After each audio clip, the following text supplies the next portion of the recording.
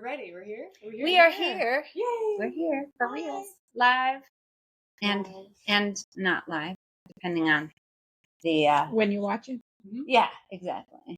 Okay, stop. I don't know what all that stuff is on top. So hi. We have cacao. We have cacao. Yeah, we'll get that brewing up first before we get into this with that because it's the love month, the month of love, and our anniversary month. Is this our anniversary month? Yeah, Valentine's Day. Yes. Remember Valentine's Day? I don't think I came for the first day. No, you did. I gave you guys each a little. Yeah. I got the heart with the wings. I have a little chick. I Yeah. have the heart with wings, and it's in my trunk. I kept it with me the whole time. Everywhere I went, it went with me. I can't believe we've been doing this for a year. I know. That's awesome. So we're gonna have our anniversary episode. Look at Maddox is like, did you bring that for me? Thank you. And we thank made you guys for making this. Yes, Rachael made gut healthy marshmallows, and I want to put this. Tell us about gut Jiggle healthy it up. marshmallows. What did you make them with? So it's got grass fed gelatin. Okay.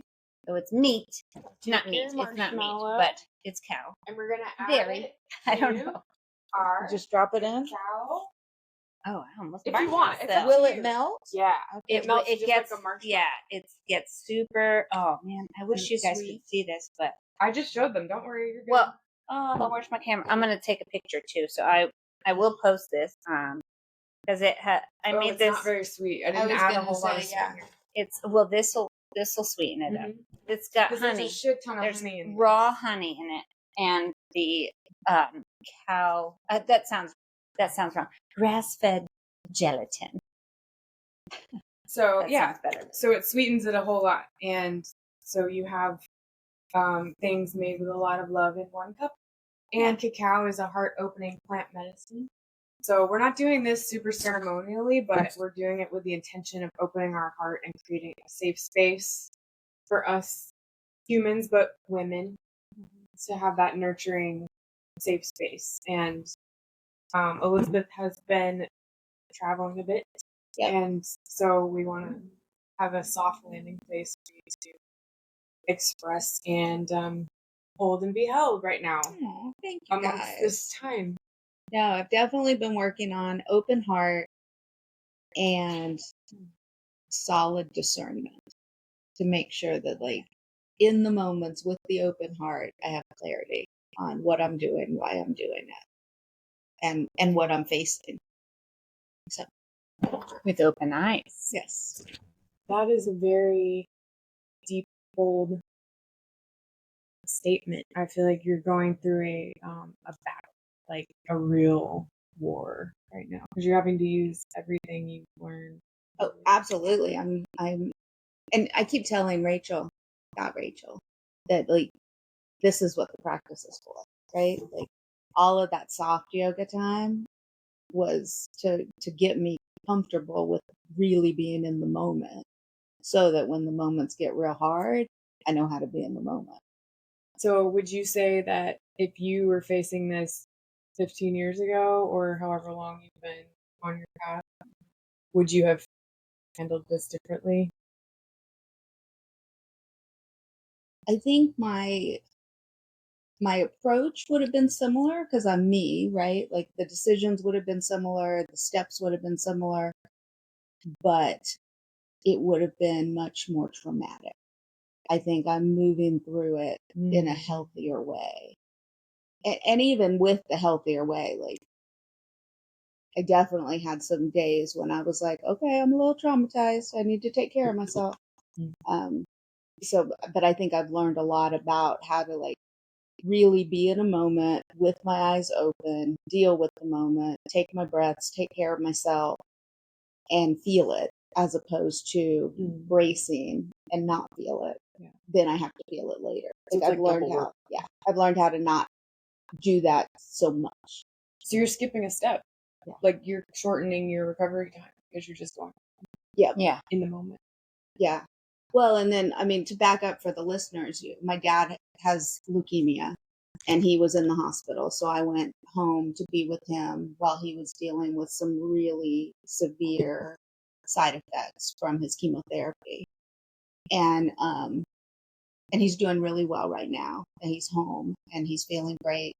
But in the moment, he was in a lot of pain, and it's hard to watch the people you love hurt.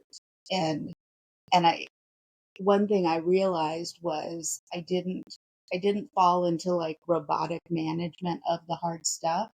I was able to, even in the really hard moments, appreciate this is hard, and I get to be here with my dad, and I love my dad. These are beautiful moments, even though they suck. I think that's such a testament of strength. Yeah. And evolution. Evolution, I definitely think. Wow. Yeah. It's this is life, right? Life comes with really hard stuff. And I'm choosing to live with the hard stuff and do what I have to do because this is life, and recognize that there's beautiful moments even in the hard moments. That's beautiful. Yeah. It really is. I totally feel you. I think the other thing too that I keep reminding myself is like, this is happening to him. This is his disease. This is his illness. This is his treatment. This is his pain. I love him. I'm here to support him. And it's not happening to me. So I'm really actively working on, in the moment, being very present with, I'm here in a supporting role. This isn't about me. And that's hard. It's really easy to slip into, oh my God, my world's out of control. And I'm working to be very present in every moment, and to remember, like, hey, Dad, what do you want? What do you need? How can I support you? As opposed to getting lost in, like, what do I need? Mm-hmm. And then also, like, what do I need? Because I need to take care of me too. Yeah, because it is happening to you, Right. Yeah. separate from it happening Right. to him first. And you have support out there that was like, come to the house, get a shower. Yep. No, Take a nap. absolutely. Rachel So called me to check on me, and she was like, are you taking care of you? And I said, I am.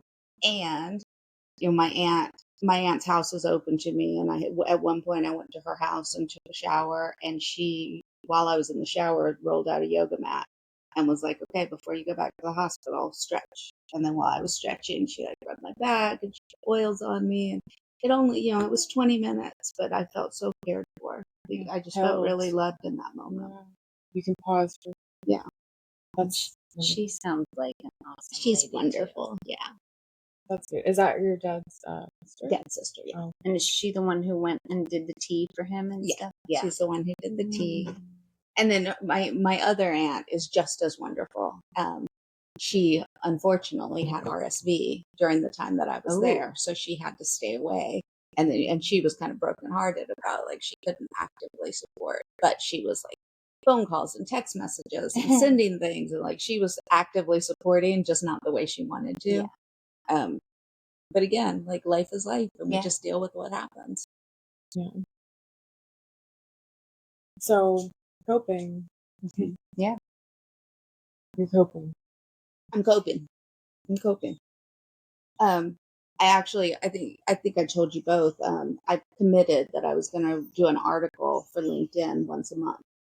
And I did my January article, and then I was like, all of this kind of started at the last bit of January, around the time I was thinking about the February article. And then I was like, oh my God, life's out of control. How am I going to write anything?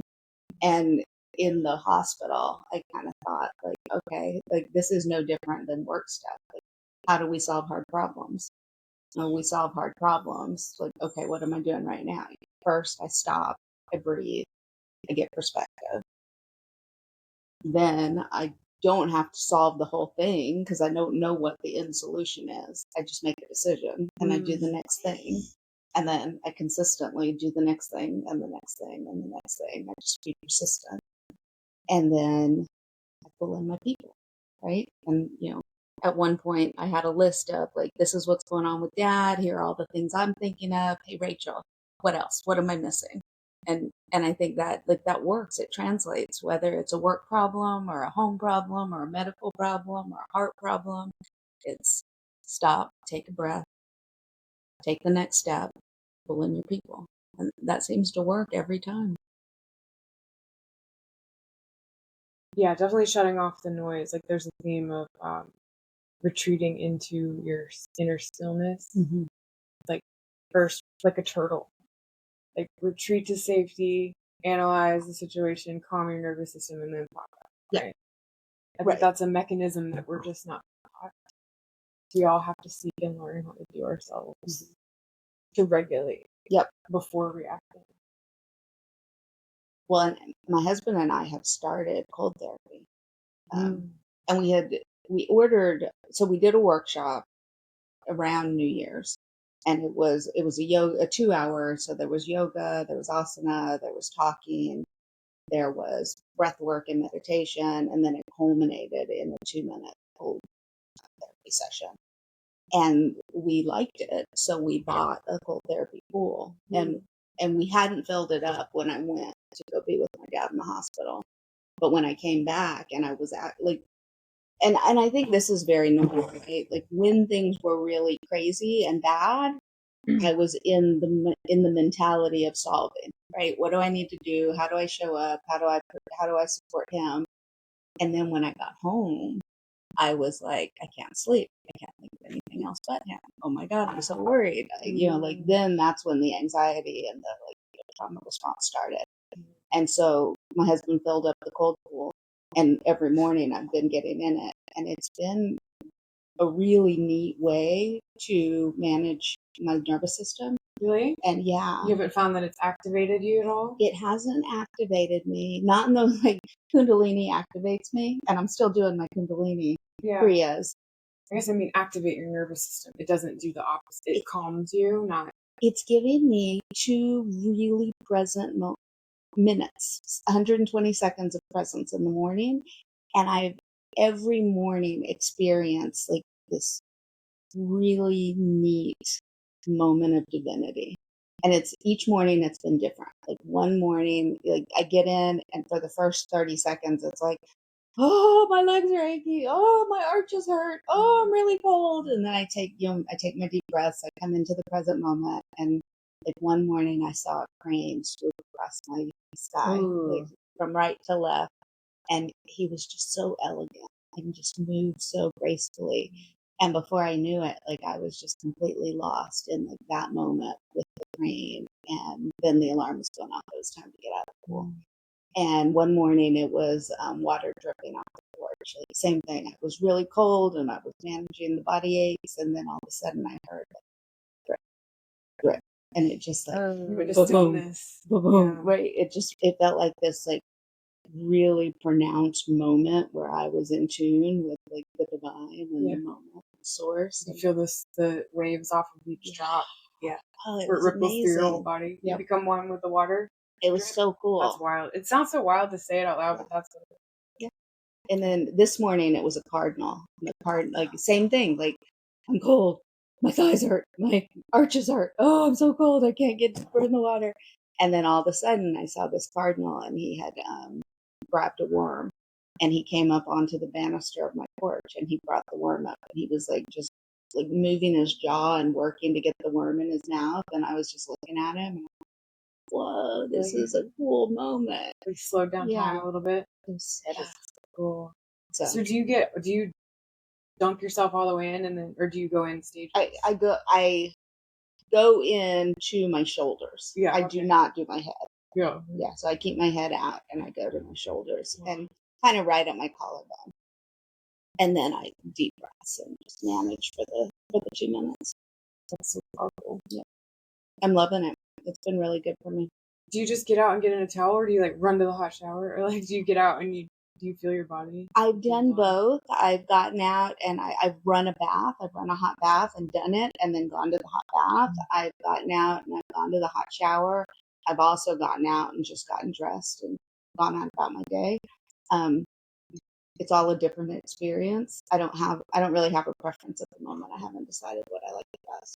What did you do on Monday?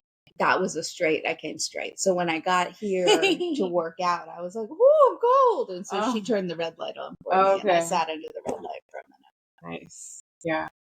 I don't like that feeling where you can't get warm all day. Yeah. You know? But I haven't had that happen. But I have, like right now, I have my ski socks on because when I got out of the cold this morning, like I was chilly, and I was like, I think really thick socks would make my life better. I love how it makes you appreciate so much how it feels to feel warm. Yes. You know, like it's like but we get so used to warm showers and warm all the time. Like when I lived in Mexico, it was all cold showers. It was really hot outside, but sometimes it was chilly, and I wanted that feeling of a hot shower, and so I would boil water in on my hot plate, my kettle, and fill it up a little bit, and then fill the rest with regular water and put it in the shower with me, and just to get that wonderful feeling of warmth at the very end of my shower, I would like tip it so slowly and just be like, nah. It's like I appreciated it so much. There's something to be said for having to like work for your luxury. Yeah. Like fire. We were talking about that. There's something so powerful for heating yourself. Yeah, I think so, like, and I've been like rolling around in my head for a couple of years with like this whole concept of like the misery that comes with too much comfort. Too much comfort, too much convenience. And because then we find this place where like we've lost our soul. You can't feel yourself anymore. Yeah, you're so numb to your. I feel like the most spiritual place to be is fully in your body, right? Instead of ascended outward somewhere, it's fully present in your body because your body is a piece of the creator and it has technologies in it to communicate with the things outside. So it's like go deeper to go further out. That's a great way to describe this whole cold therapy thing. That's what, because like when I'm sitting in that water and I'm breathing and I'm trying to like manage my nervous system and like bring myself to like calmness, I'm right there. Yeah. There's nowhere else for me to be because I'm really just right in that moment. You can't escape it. You just go into, to me, I'm starting to get visuals of what that feeling is. And it's like the black of our pupil.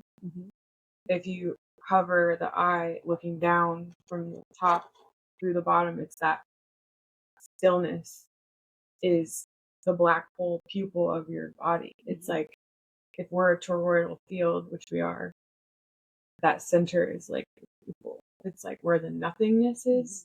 And a lot of people talk about how creation is like this black cosmic womb. It's black nothingness, but it contains everything. That's what I feel like our pupil is. It's the void. I read something similar to what you're saying just this week, but it was talking about the third eye.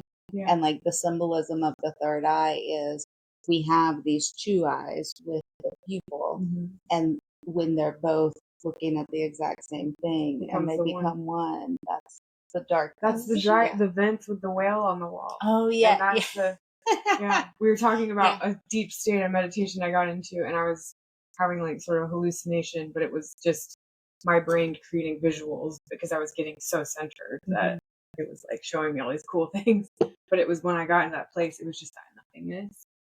And Rachael was like, I've experienced that in anesthesia. Yeah. And I was like, that's, I think we all share that. That's like what makes us all connect.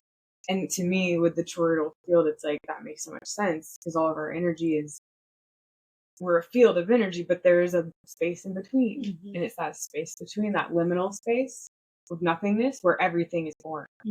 So when you can get to the void in your own mind, you can create from that place. So that's why if you calm your nervous system and you get to that stillness, whatever thoughts come in fresh from that are like imprinted the loudest. So when you're in that calm place after your cold plunge, like, and you see the cardinal, right? Then it's just me and the cardinal. Yeah, you're one with God and one with creation. It's like you're manifesting from a place of oneness, which is the highest state of unconditional love. You know, it's like so only good can happen from that. So starting your day that way sounds pretty good. It's a neat way to start your day. It's a neat way to start the day. Well, That's I've really been cool. like I've been for a couple of years now. I've been really leaning into like mystical Christianity and like the Franciscan way, and like this whole concept of religion tied to direct experience with the divine, as opposed to Stories. secondhand Yeah. experience with the divine. Yeah. And in my heart, that's kind of what it ties to, right? Like Yeah. me and that cardinal is my direct experience with Yeah. the Yes. You talk to God. Yep. And I love how this is coming full circle with all of our stories, because it's like, that's transcending the ego. Yeah. And so when you, as a person, as a human in a body, say, I talked to God today, why do the pitchforks and the knives come out when you say that? When in fact, all you've done is transcended the mask that religion has put on you. Yeah. And not just religion, but I mean society. Yeah, well, Yeah, it's The stories become a mask and you took it off, and right. and now you're It's the direct experience, not through anything else. not through anybody else's definition of what it has to be. Clear lens. Right. So, not to go to the negative side, but to me, that's what all of our systems in place prevent us from understanding, is that you just take your mask. In fact, they built the masks. So it's like, if we just all take our masks off, we understand that place is where all creation comes from. And that we all have the ability to see it if we wipe our eyes. Scary though for a lot. Because the structure Yes. is safety, Yeah. right? Yeah. Or A false sense of safety. Yes. And we believe that that's safety. But safety is being in that place. Well, and I think people are social people and they love communities. So if you're going into that, you're safe in your community. Yeah, false sense of safety. Because you get it from inside, not outside. I agree. I love the way. Yeah. It is. Like you're right. I agree. but I yeah. also, I mean, to your point, I'm trying to like take in all of this and figure out what I think about it. But I think humans are connected creatures. We're meant to be connected creatures. So seeking that sense of safety and connection Is natural. Right? Yeah. But the safety that we've been taught isn't. It's actually a prison Well, of the mind. seeking the connection of others is safety. Right. And it's over the time, anything of man gets warped, right? Because the people in power want more power. So then Yes. there are these rules that are applied to it that only if you do it this way. Yeah. And a lot of that is just structure put in place for power hierarchy, not for, like, it really is as simple as going out and being with a cardinal. Like, that's Yes. it doesn't have to be harder Right. than that. Yeah. And the safety that you get from connecting with people through lies is not real safety. So then they use fear to keep you in that false sense of safety. Because really, you're in a prison of your mind. Because you can't connect to yourself. So connecting to self is the only safe. Or we could not place. label it bad, prison, good. Like, Yeah. we could let go of all those labels and just Do our own thing. right. Yeah. I don't. Yeah. In my own. It feels safe here for the most part. I'll talk about my little story that happened yesterday that I told you this morning. With my coping mechanisms. So when you're in a space or a time, I don't even know how to explain it. So Yeti ate another sock, and we had to. Yeti's the dog. Yes, Yeti is the dog, and so we were trying to get her to throw up, and my husband is like on his busy, like phone calls every 2 seconds. Doesn't really have time, and he's like, "You're gonna have to do it. I gotta be on this call." And this is not my. That is not. I want it to happen naturally. I don't want to force it because I'm scared, because then if something bad happens. Now hold on. You want it to happen naturally, meaning you want throw her up. to expel Yes, whatever expel. it is on her own. Yes. Yes. And I don't want to force it because, so besides all that, so I'm just like, oh, I don't want to do it, but I needed to do it. So it didn't work. Maybe because I didn't want it to. I mean, I did. Because you're stressed. Yeah. So I'm like full on anxiety, walking the dog, by the way, for an hour. And that was also the day that I did not, I had changed my eating schedule that day. So I hadn't really had a lot yet. I was supposed to be eating right then, but I had to do this emergency procedure. And so I'm walking. And then I had to go do something for 3 hours. And guess what? In the middle of it, didn't feel well. And I had to go lay down. I had to tell my people that I had to go lay down in the middle of it. Her clients. She's working on it. Because I couldn't not go lay down.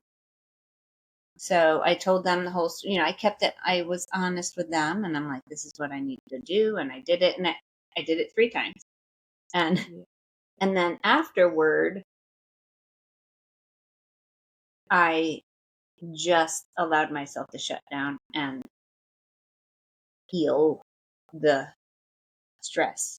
Like, breathe, close my eyes, relax, do some breath work, and then just allow. I think my sympathetic nervous system was going crazy during all that. And then I couldn't get, even relaxing, I couldn't get it to shut off. Right. So I had to then just shut down for the rest of the day. Like, I ended up going to bed and woke up and I was great. But it took all that time from just throwing it out of whack to trying to bring it back down wasn't working. So I had to literally stop and be like, sorry, I need to fix myself. So what did you do to fix yourself? I just did my breath work and laid there and allowed my body to relax and didn't do any of the work that I still had to do. I'm like, it can wait. How am I feeling right now? Did it work? For the most part, How are you yeah. feeling today? I feel better. I mean, I think we've come to also at midnight, the sock came. So midnight? all is well. Were you able to Right on get the it dot? before it went back in? I did. In the dark. In the dark. She's in her crate. I hear the noise. Cinderella. She had to go back. And I'm like,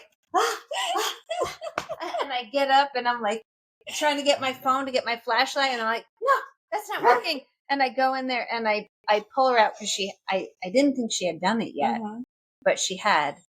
And so I pull her out, and we have a door in our bedroom, and so I whip her outside, and she's still making the noise, but I think it was just leftover.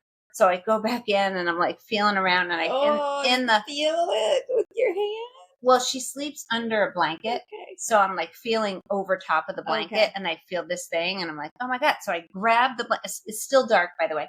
I grab it, and Rich is like, what's going on? What's going on? And finally, he turns the light on. So then I pull the whole blanket out, and I run out, and there it is in the blanket. And I dump it into the garbage, and I put that freaking blanket right back inside because there was no extra. It was just a juices, shall I say? Yeah, and so I throw her back in. I cover her back up with her barfy blanket, and I go to bed. And it was all good. It's like you're a toddler mom all over again. It is. But yeah, so I'm like, we came up with a plan. Mm-hmm. And did you order the bags? I did. Okay. And the hooks. So the new plan is those like lingerie bags that zip up. So she's ordered a bunch of them, and now everyone in the house, when they take their socks off, put them in lingerie bags and zip them, so the dog cannot get hold of them. Yeah, the original idea was baskets with nails in the walls. because the mesh basket was my idea, and you said, and I'm gonna put a nail in the wall. Yeah, and I said, thick how about one. we do something else, like the gentle hooks or something like that, and then that's what y'all's idea was. So that's pretty great. Yeah, But that's awesome. the solution. Great mind. Hopefully, Hopefully it works. Hopefully, It's. I think in theory, it's a great idea. We're gonna have to see what happens in execution. Yeah, there's going to be bags everywhere you turn. There's and you're still gonna have to watch her, because if she gets a bag, she'll eat that. Right? She will. It'll just take her longer. Could she get the whole bag now? And then she was like double treats or something? She could. It'll just take her a little while to tear through it. You'll have to hear it. Right. Usually I'm chasing her around everywhere. Like, she needs to be. The problem with the socks is she can get it down so quickly. Yeah. Like, she disappears and comes back like 5 seconds later.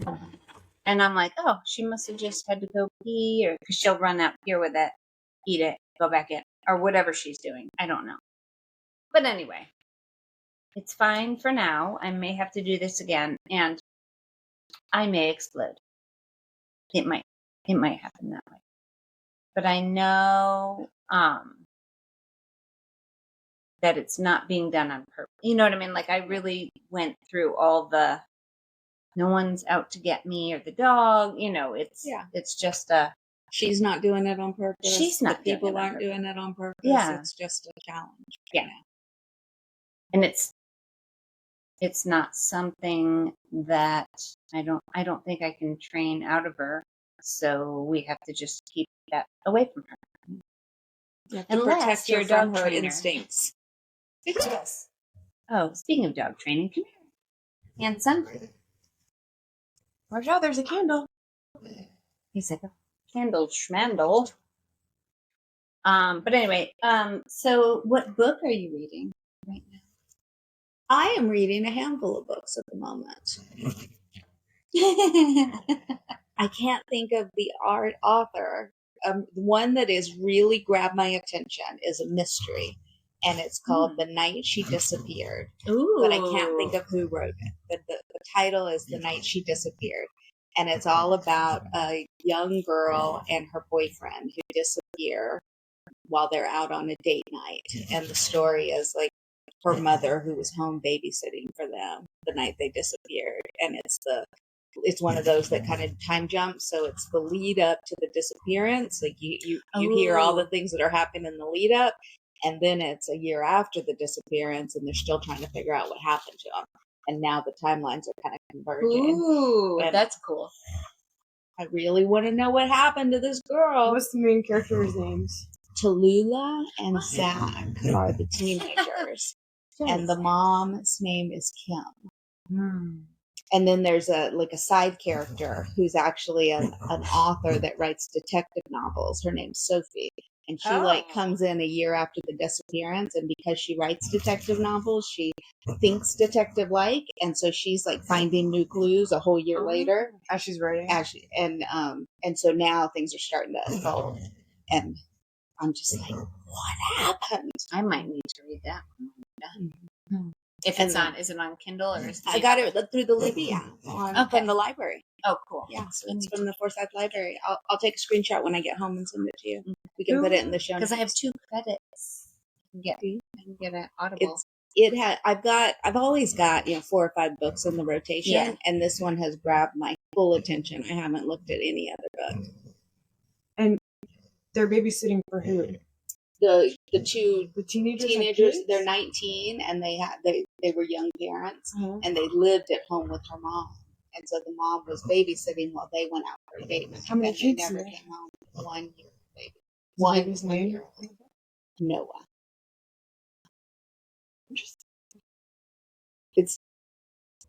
I've been reading a lot of nonfiction lately. This is the first fiction that's really grabbed me, and I just can't stop. And I'm still reading The God of the Woods. But, okay. I'm about halfway through that one. I just got taken by this one. Yeah, that sounds like it. That's right up my alley, that one. I'm reading I'm not reading it, I'm listening. Your Dog is Your Mirror, but I'm going to have to read it. This one? He's my mirror. No. by Kevin. I don't know how to say Behan, Behan, Behan. He's a dog trainer, or he was. I think he's retired now. But look at the face. That's the face that Yeti makes when she's naughty.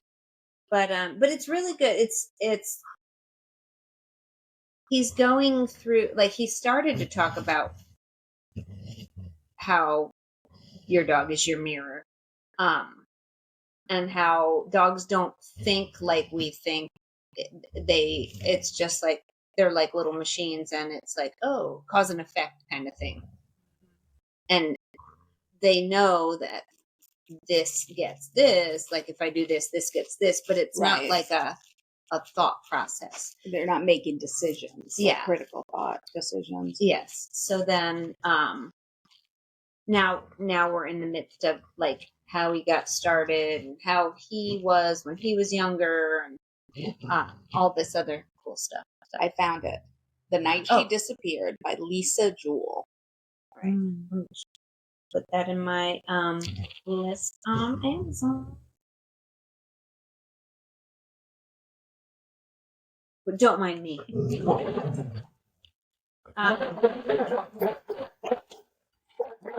So, and also, you have coming up a terrific work trip. I am. With a little added bonus at the beginning. Yeah. So I have a leadership meeting coming up. Not going to talk about where. And it starts on Monday, but my husband and I are adding in a Friday, Saturday, Sunday, just getaway. So I think it's going to be a nice week. That's always fun to do, especially if it's going to be, some sexy stuff to do. That's always fun. I said, no, I'm kidding. But anyway, how long do we want to? Well, does Rachael have anything to add? Anything going on? With Anything. no. I have a lot of things in It's to be continued on that. Yeah. So, but yeah.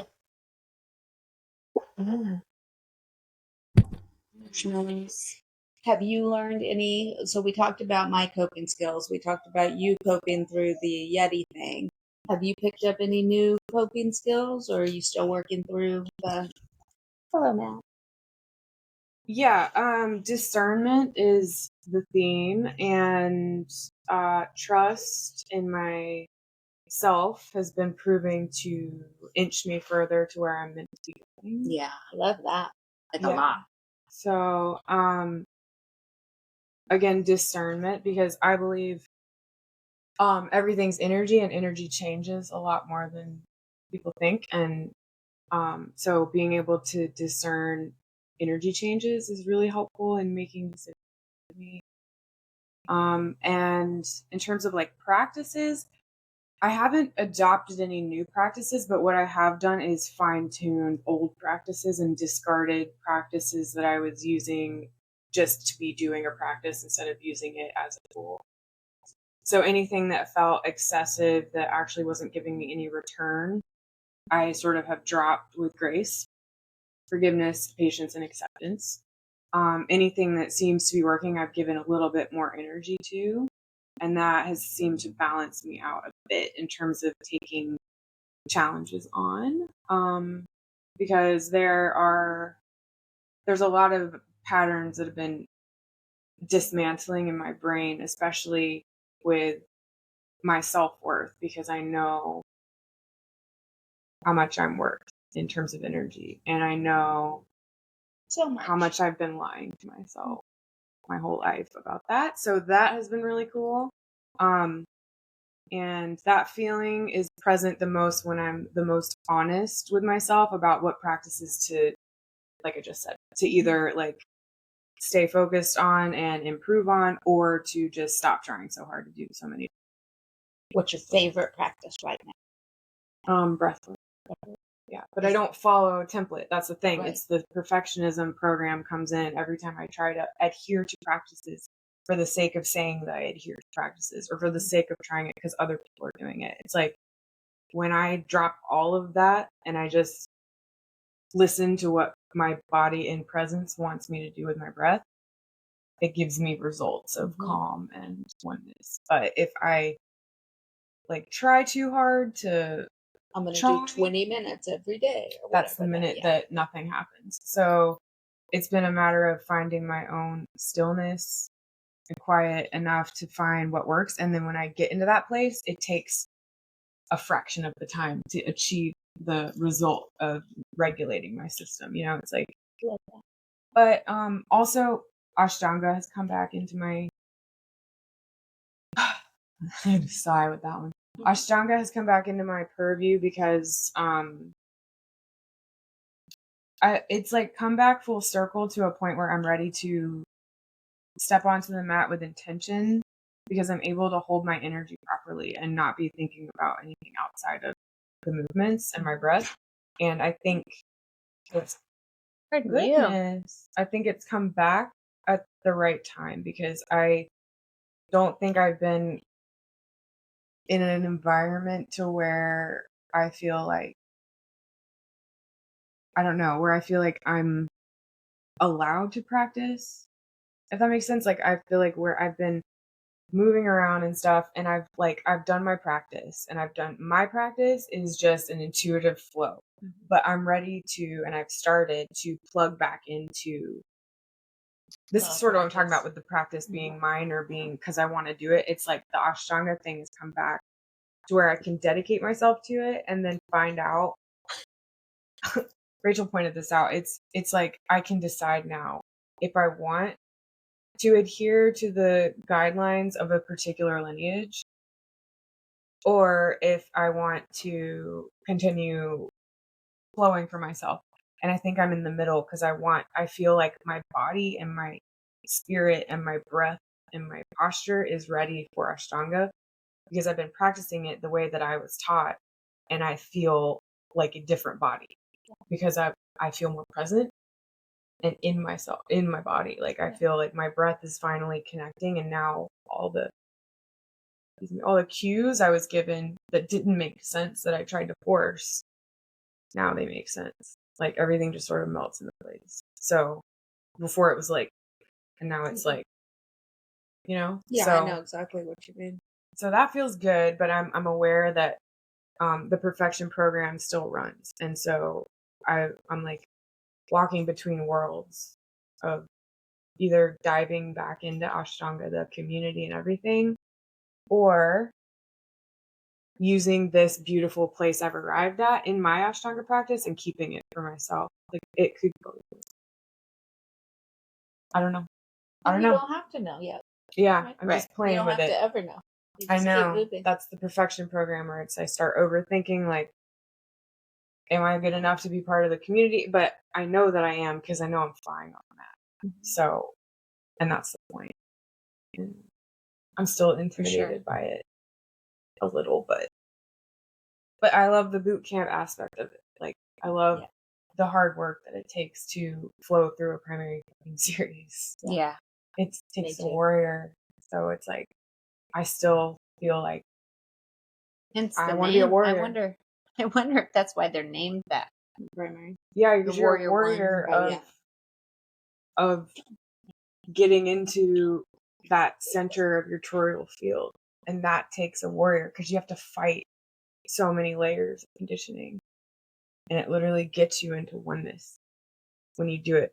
When you put your belly button on your kidney and you breathe from your fucking chronic center up your Sushumna Nadi, it's like DMT release, and that's oneness. It's in my opinion, when you reach oneness, your brain produces DMT. That's that feeling. And so when you get into the proper Ashtanga poses with the right breath, to me, that is boot camp yoga. That's extreme yoga. It feels really good.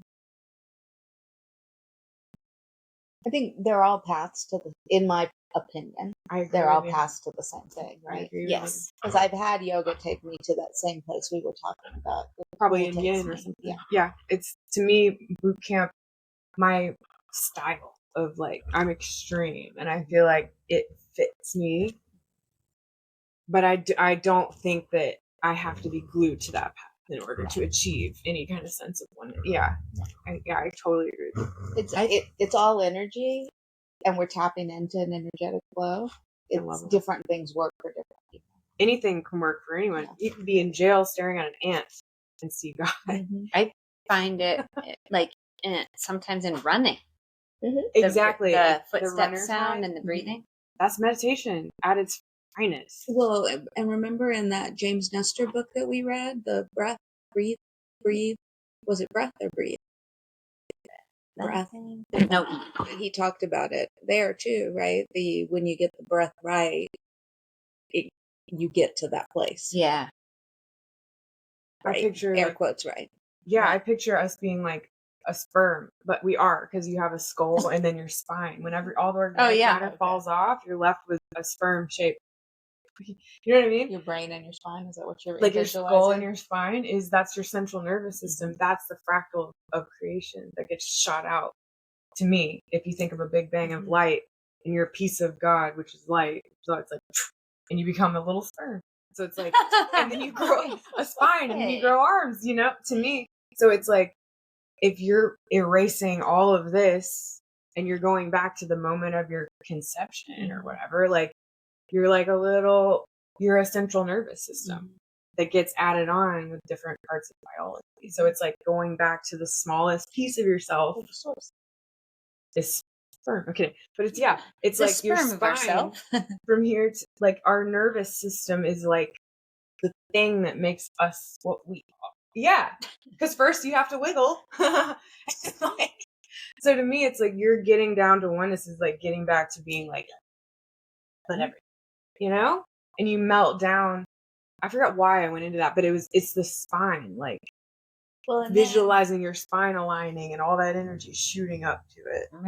And then that makes me, and I'm not arguing with you because now I have to think about this. I'll think about it for 6 months and then we'll talk again. I can't wait. Because then I wonder, is it really? Like, is the nervous system the base of us, or is it the consciousness?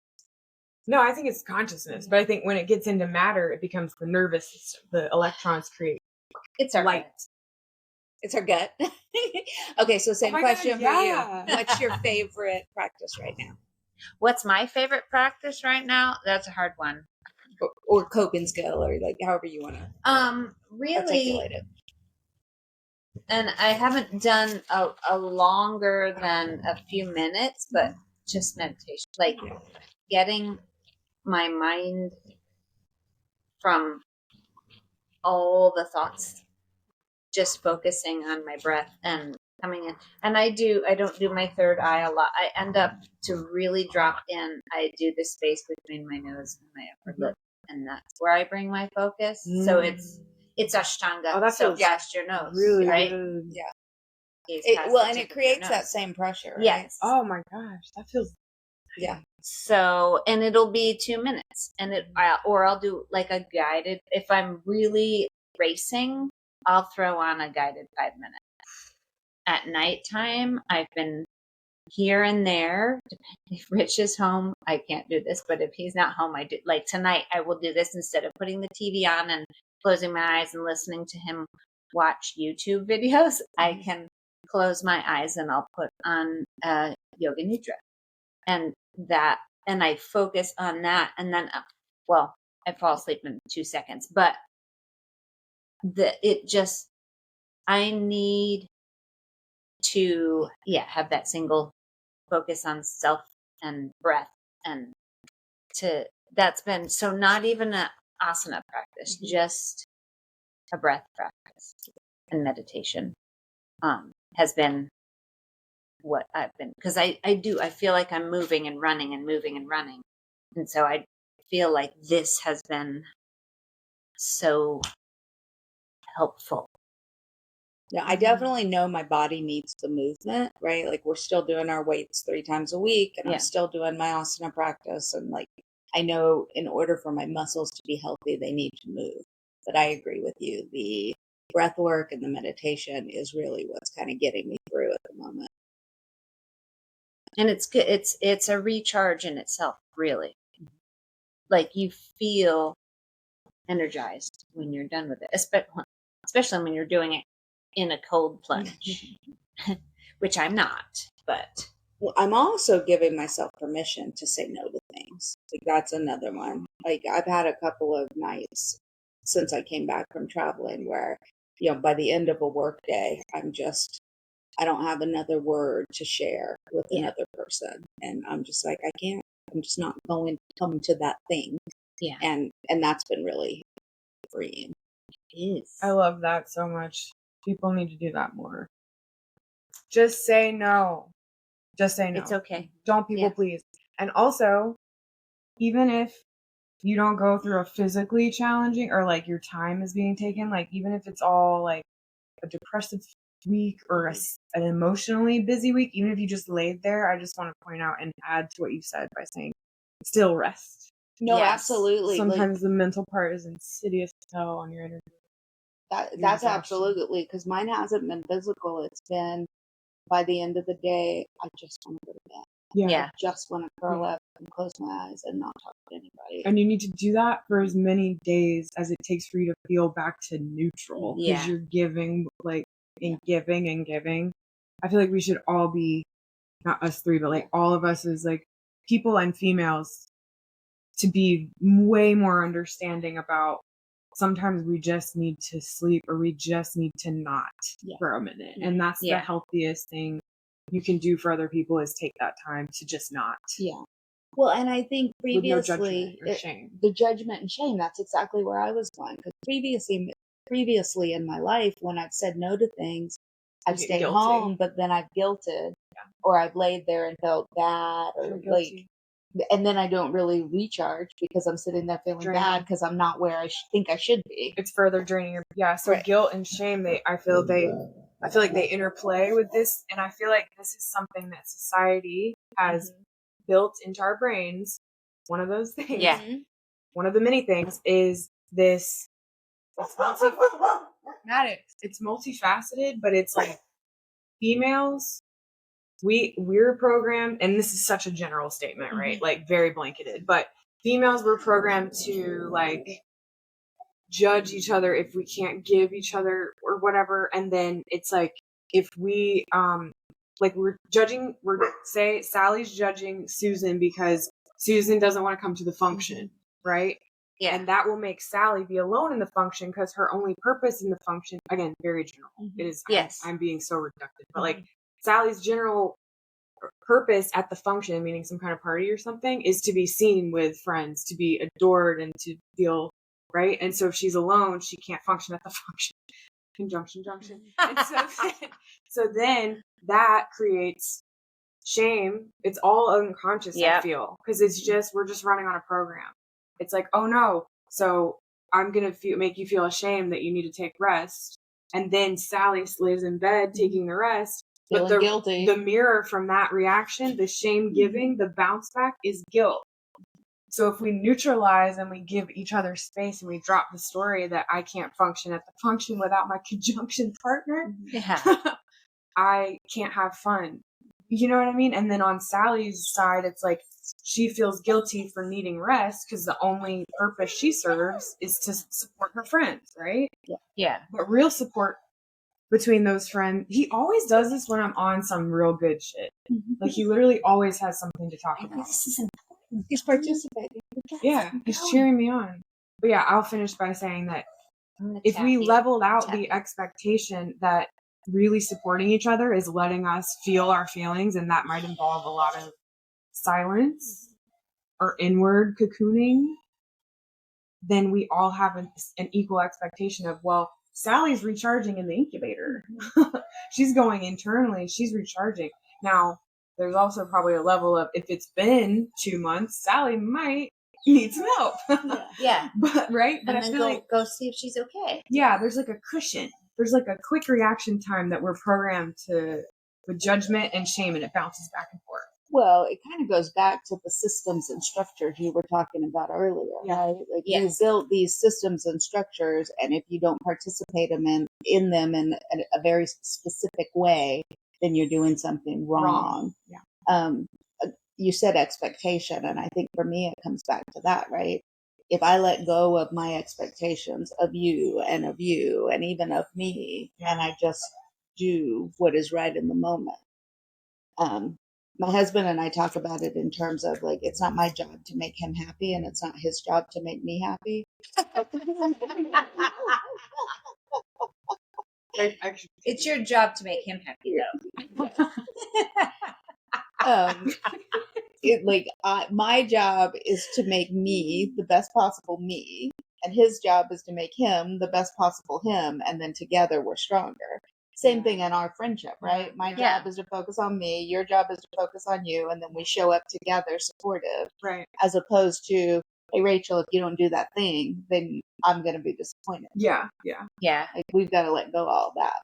And there's something to say about the evolution of needs for people. Like, some people have, everyone's going through different cycles of their own, but we all share cyclical nature. So it's like the honoring of cycles, I guess. Like, in past friendships, keep talking, that I've had, it's been the complete opposite of that, where, like we've talked about. And I think that these systems and structures and things are things we've co-created because we've participated in them, right? And it's not our fault that we're subject, and it's not our fault that people are subject to these systems and are unaware that they're in a system and that they have a choice to choose differently. That I don't blame anybody. Yeah.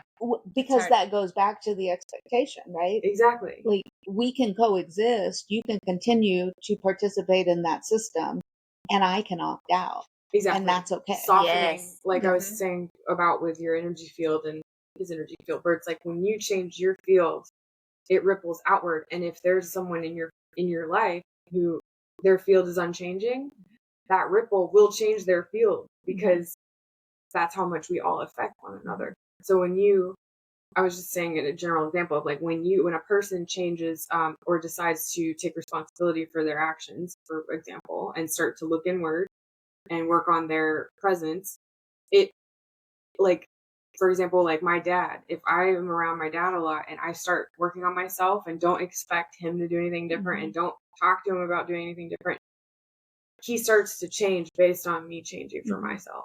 The interaction is different. Yeah. But there's no words about it. There's no expectation about it. There's not even a thought about it. It's just something I've witnessed happen after the fact, after it's changed, after I've stopped trying to change someone else. I guess I'm just talking about my dad right now.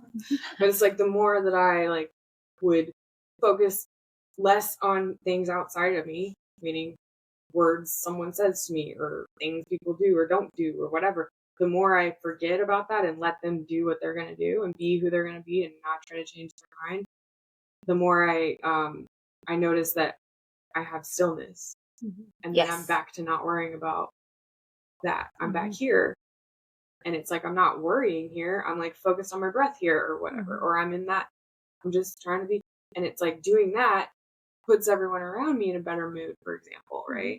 And so it's like, okay, I guess it's just inside. I guess the shit's just inside. It's weird. That's it. It was a weird ramble. It was good. It made a lot of sense to me, though. Like, He's right here next to my ear gland. I tie it back to what I was saying earlier, for me specifically, about like my dad and his illness and his choices and his approach and how he's doing it is his way. Because, you know, like, we all have opinions about how to do life. And as he's navigating this, of course, I have opinions about what he should do and how he should take care of himself and what next and all those things. And I'm having to like really pull back from that and not like remind myself that like just because I have an opinion doesn't mean that that's the way he's going to do it. And showing up in love means that I let him be himself and navigate this his way and let go of the expectations around how he should do things. Yeah. And then usually sometimes in that scenario, it's like they soften a little bit. they soften. You end up with those great pieces of goodness inside because it causes a ton of tension when you show up and you're like, but you should do it my way. Because we're coming from a place of fighting or a defense, and anyone can detect a vibe of defense, right? Even if it's like for the name of the good of all, it's like you're still got your fist in the air, bro. Put it down. That's so hard, dude. I can't even. I mean, shit. Yeah. That's such an important reminder for myself, because I can get so such an important reminder for my husband too. Just kidding. But I get so passionate when things click for me. I'm like, I want everyone to understand, but the thing is the only way. Nobody can see it the same way I see it. So it's like, might as well shut the fuck up.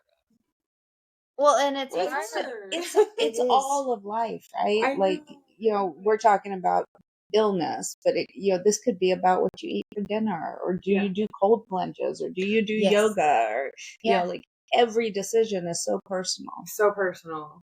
Even though we all can form these there's lots of giant themes that connect us all as humans, but we have to remember that just like the sperm, you back down to the grain of oneness, and you're just a unique shaped little grain that turns into that wiggles. I feel like that's the perfect endpoint. Boom. You're welcome. Sorry. It's like we're all so individual, but we are a collective. Mm-hmm. And that's what's beautiful about the whole journey from sperm to and if you travel together, one of us will make it. One of us. Sorry. I love it. Yeah, I guess that's a great place to end. Yeah. Well, happy heart-opening cacao. Talk about uncomfortable shit. Podcast and coping mechanisms. And coping mechanisms. And coping mechanisms. Coping sperms. Coping sperms. That's the hashtag for this episode. And I just want to add on the end, we are, I don't know, I'm excited about the direction of the podcast, because we've decided to make it more, we've decided to add on to what we already have in authenticity and playing around with social media a little bit, like beefing it up, just kind of being silly. And embracing that we don't really care and don't really know what we're doing with it, but we're just going to do whatever we want to do with it.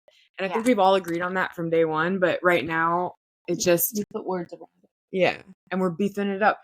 And this is, I think, our collective agreement is our brand is we're just real as shit. Like, we're authentic, and that includes having difficult conversations. It includes talking about triggering stuff. It includes, like, trying to try social media stuff and just trying and like being real and being consistent and showing up no matter what we look like, what we feel like for each other, and exploring that journey of just chaos and unity and love and pain. And I feel good about it because of what Rachel and I sat down a while back and put a list of all of our episodes. We sort of are trying to kind of organize it a little bit, you know what I'm saying? And she was like, yeah, I think I had like 3 guests on between the beginning and now. And by the time we were done with the list, there were 7 or 8 or more or 10. More. Wasn't it like 12 or it was. See, I don't. If we counted everyone that's not normally on it's the like podcast. We're actively going through these lessons that we're all learning on our individual journeys and together, and like creating as we go and seeing it. It's like your expectation was 3, but you got 12, for example. Yeah. To me, it's like that is a growth moment for you. And it's like these growth moments and these experiments and making marshmallows and like just putting it all out there. No matter where we are, I think is really cool. Yeah. We're just throwing it all together. And well, I think it's cool too, because we're all similar and we're all very different. Mm-hmm. And we talk about it in terms of like, here are the things we agree with, and it's okay to talk about the things we disagree on too. Yeah. Because I think that's real life. Exactly. Yeah. It is. And I don't like to use the key words that everybody uses, but normalizing that we all have different opinions on things, and they can all also be right. They can all exist in the same space, right? And we can still love each other and disagree with each other. Yeah. That's real growth. That's real human growth. like as a human being. Yeah. And I think that's what we're all trying to do, is grow into the best human beings that we can be. Compassionate engagement with the world around us is kind of where my head has been. I love that. Oh, I love that. Compassionate engagement with the world around us. And to me, that ties perfectly into being in the body and focusing on your spirituality, honoring being here, being present and being in your body and honoring that. And it brings all these quotes from all these different factions and religions and books and authors of things that everyone is trying to say the same thing, shrouded in all kinds of division, right? Be here now, Ram Dass. Yeah. You know, the We're kingdom all just of walking each other home. yeah, bro. And then the kingdom of heaven is within. Bible. Rock on. You know what I'm saying? Yeah. Like pick it, like it's about this right here. Peace out. Good night, everyone. Good night, everybody. Good night, San Diego. Stop. Oh, she has the controller. Yeah, but I can't see that far away. She never knows how to do it. End for all. I So thought I authentic, memorized no? Authentico. that. There it is. End session. It's for not all. really the